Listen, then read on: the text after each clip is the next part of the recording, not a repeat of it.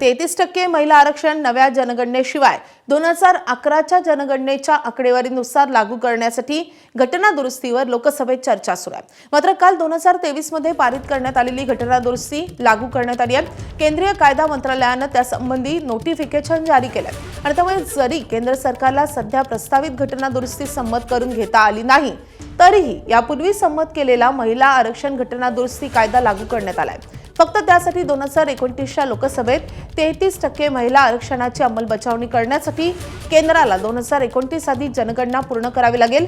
महिला आरक्षण लागू होणारच आहे, मात्र ते आता नव्या जनगणनेनुसार की 2011च्या जुन्या जनगणनेनुसार हे संसदेत आज किंवा उद्या काय घडेल यावर अवलंबून असेल।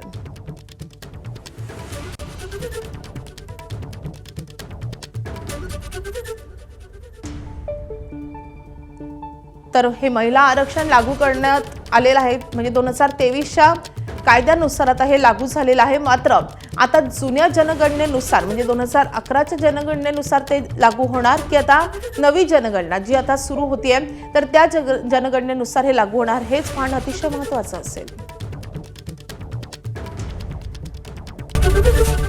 एबीपी माझा, उघडा डोळे बघा नीट।